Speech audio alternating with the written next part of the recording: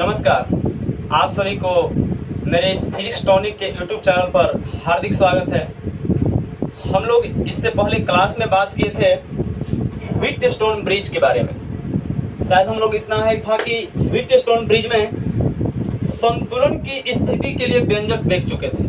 Kirchhoff के नियम के सहायता का प्रयोग करते हुए हमने देखा क्या था कि व्हीटस्टोन ब्रिज में संतुलन की स्थिति के लिए एक फॉर्मूला निकला था, एक व्यंजक निकला था, एक एक्सप्रेशन निकला था, जो हम लोग देख चुके थे कि P बटा Q बराबर R बटा में S होता है। इतना हम लोग लगभग कर चुके थे। वहाँ एक बात समझना था हम लोग के कि संतुलन की स्थिति है तो है क्या। थोड़ी बात हम लोग समझे थे, आज इसको कंप्लीट करेंगे और इससे रिलेटेड जो भी आपका ऑब्जेक्टिव निकलेगा उसका एक ऑब्जेक्टिव चलेगा। फिर इससे रिलेटेड जो भी आपका न्यूमेरिकल्स होते हैं उसको सॉल्व करेंगे। आज कंप्लीट जो भी इससे मतलब कि फॉर्मूला सीख किए उसके बाद का जो भी प्रोसेस है आज का लगभग इसको कंप्लीट करते हुए ऑब्जेक्टिव चलते हुए दूसरे दिन हम लोग ऑब्जेक्टिव देखेंगे, फिर उसके बाद हम लोग न्यूमेरिकल की ओर देखेंगे।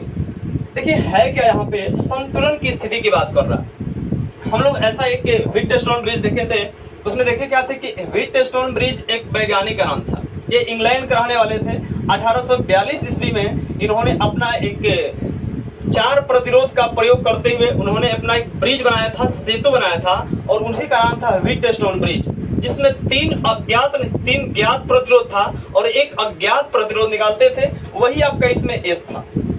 तीन जो था P Q, इसमें आपका थोड़ा इधर से अल्टरनेट हो गया, गलती हो गया है, P Q और R और S था। यानी कि P Q और R इसमें ज्ञात था, और जो हमें ज्ञात करना है किसी भी चालक का प्रतिरोध निकालना है कि कितना रेजिस्टेंस बना रहा है, कितना रोक रहा है, उसके लिए जो S है यह एक कह सकते हैं कि अज्ञात था, यह हमें ज्ञात नहीं था। इसी का रेजिस्टेंस निकाल रहे थे और एक ऐसा फिगर हम लोग का बना था जिसमें हम लोग देख चुके थे कि P Q R और S, यहाँ से धारा I गुजरा था तो यहाँ से दो भाग में बटा था, I1 और I2 में। फिर यहाँ आने के बाद गैल्वेनोमीटर से धारा गुजरा था तो उसको हम लोग IG कहे थे, और इधर से जो धारा इससे I1 से बचा हुआ I1 माइनस IG था। फिर इधर से IG, इधर से I2, और इधर से जोड़ के दोनों निकला था। फिर पुनः जोड़ने के बाद I करंट फिर वापस आ गया था। हम लोग इतना देख चुके थे। बाकी प्रोसेस आल हम लोग को देखना है संतुलन की स्थिति। देखो इसमें है क्या, संतुलन की स्थिति कहता है क्या कि यदि गैल्वेनोमीटर से धारा का प्रवाह नहीं हो, साफ शब्द में कहा जाए कि गैल्वेनोमीटर में अगर उसके सुई का विक्षेप न हो, यानी कि शून्य पर हो, विक्षेप मतलब डिफ्लेक्शन होता है, उसमें धारा अगर मान लो कि है, यहाँ पे मान लो आपका कि यह गैल्वेनोमीटर है, गैल्वेनोमीटर में जीरो सीधे रहता है, इधर प्लस में करंट इधर माइनस में करंट, और इधर अगर धारा का प्रवाह होगा, अगर धारा उससे गुजर रहा है तो कुछ ना कुछ वो सुई अपना इधर उधर डिफ्लेक्ट होते रहता है। लेकिन अगर कांटा सुई यहाँ पर जो जीरो पर है, अगर कांटा जीरो पर है, इसका मतलब कहने का है कि उसमें कोई विक्षेप नहीं हो रहा है, वो शून्य है। शून्य पर होने का मतलब उसमें कोई विक्षेप नहीं है, कोई डिफ्लेक्शन नहीं हो रहा है। अगर गैल्वेनोमीटर में कोई डिफ्लेक्शन नहीं होगा, इसका अर्थ हुआ कि वह संतुलन की स्थिति में है। सिंपल फॉर्म में बात करें, कई बार ऐसा होता है, मान लो कि आपका संतुलन की स्थिति, जैसे मान लीजिए एग्जांपल के तौर पे बात करें, बैलेंस कंडीशन क्या है। जैसे मान लो हम बीच में खड़े हैं, इधर से चार लड़का खींचे, इधर से चार लड़का खींचे, तो हम ऐसा होगा कि न तो इधर जाएंगे और न ही इधर जाएंगे, हम बीच में रह जाएंगे। तो यह हमारा हुआ कि बैलेंस में है। लेकिन इधर से चार लड़का खींचे और इधर से दो लड़का खींचे, तो स्वाभाविक तुम समझ पा रहे हो कि हम चार की ओर चले जाएंगे। इसका मतलब दो महंगा पड़ गया, तो हम बैलेंस में नहीं है, अनबैलेंस कंडीशन में आ गए। इसका मतलब अगर हम कहीं नहीं जा रहे हैं तो वह संतुलन की स्थिति है। सेम प्रोसेस इस गैल्वेनोमीटर में है, न तो इधर प्लस की ओर जाए न इधर माइनस की ओर जाए, बीच में जीरो पर रहे, वह विक्षेप न हो, शून्य अवस्था में हो, तो उसको संतुलन की स्थिति कहते हैं। और उस स्थिति में हम लोग फॉर्मूला देखे थे कि निकला था P बटा Q बराबर R बटा S, इतना निकाल चुके थे हम लोग। लेकिन ये सब जब किताबी बातें हैं, हम लोग के सीधे समझना है कि आखिर क्या गैल्वेनोमीटर ऐसा ही होगा, क्या देखने में ऐसा ही लगता होगा, तो नहीं। ये एक फॉर्मेट हुआ, हम लोग को देखना है कि आखिर उसमें होता कैसा है। वो होता कैसा है, तो ठीक आपको देखो हम एक फिगर दिया यहाँ पर देखो, ठीक वैसा ही हम P Q R और S, जैसे चार रेजिस्टेंस है P Q R और S है, इसमें भी चार है P Q और R S है। देखो P Q और R, और ये तीनों जो है ज्ञात प्रतिरोध होता है और S अज्ञात प्रतिरोध होता है। यहीं पर आपका एक गैल्वेनोमीटर लगा हुआ है।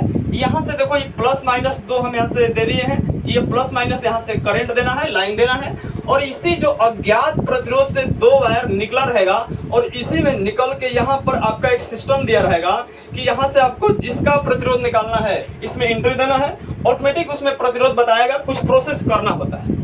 होता क्या है कि यह चारों PQRS है, इसमें देखो कई बातें इसमें लिखा रहेगा। होगा क्या, यहीं पर आपका एक रेशियो रहता है, तो रेशियो को वहाँ 1 पर हम लोग सजा कर रखते हैं। क्यों रखते हैं हम लोग आगे देखेंगे। और यहाँ P है, यहाँ Q है, यहाँ R है और यहाँ S है।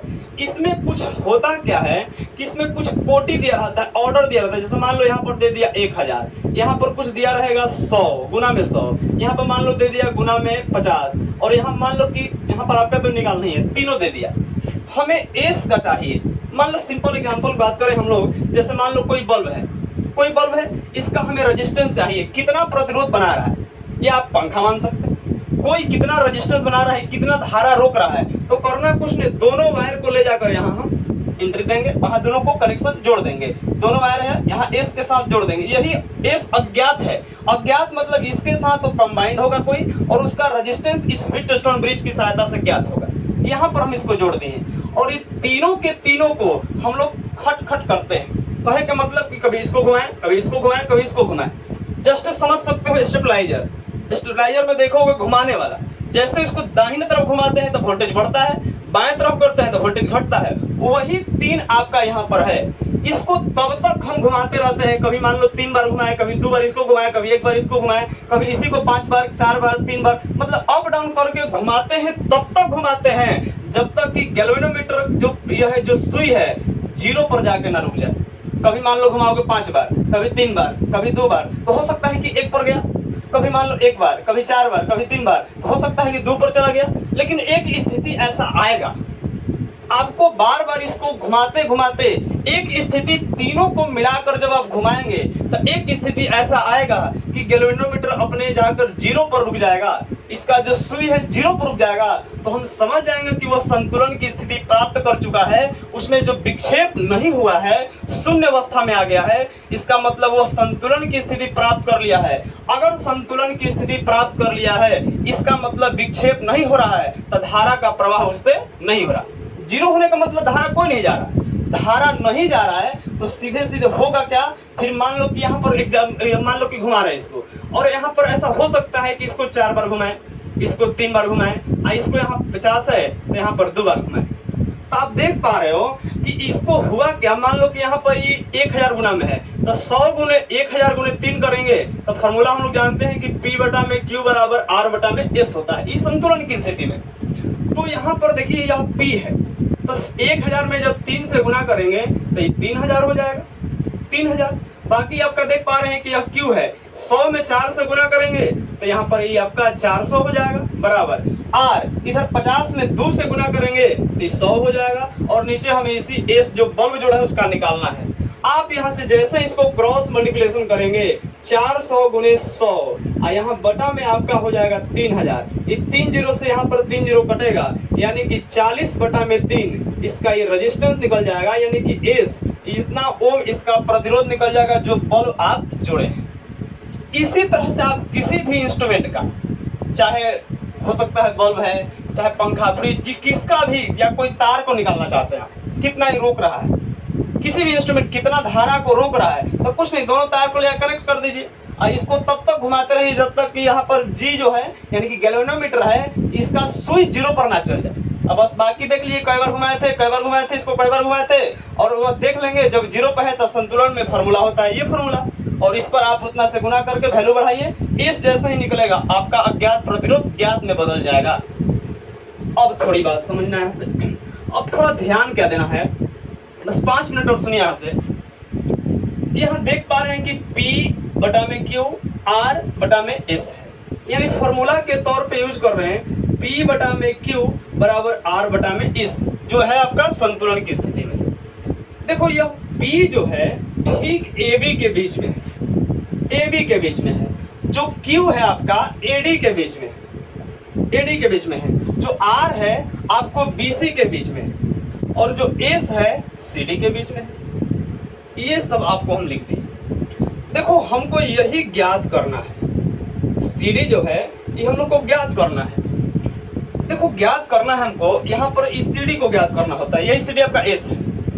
तो कोई जरूरी नहीं है कि हमें ये भी एग्जैक्ट पता होना चाहिए कि कितना ओम है, ये कोई आवश्यकता नहीं, जरूरी मतलब कह सकते हैं कि नेसेसरी नहीं, एकदम जरूरी नहीं कि ये भी पते होगा तब निकलेगा या AD एकदम पता होगा तब मिलेगा, ऐसा जरूरी नहीं। दोनों का अगर रेशियो भी मिल जाएगा तो एग्जामिनेशन निकाल सकते हैं इसको। अगर मान लो कि इधर दे दिया 4/3, इधर, हाँ इधर आपको ये जरूरी रहे होगा कि आपको यह ज्ञात होना चाहिए कि कितना है।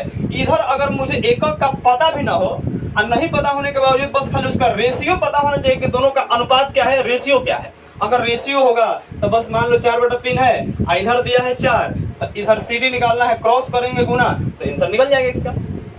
देख पा रहे हैं कि इसका कोई जरूरी नहीं है कि इसका एग्जैक्ट पता होना चाहिए कि कितना है, इसीलिए हम इसको कहते हैं क्या, इसका रेशियो पता होना चाहिए, अनुपात पता होना चाहिए। इसीलिए AB और CD भुजाओं को अनुपातिक भुजाएं कहते हैं। इसका नाम क्या है, अनुपातिक भुजाएं, AB और AD को।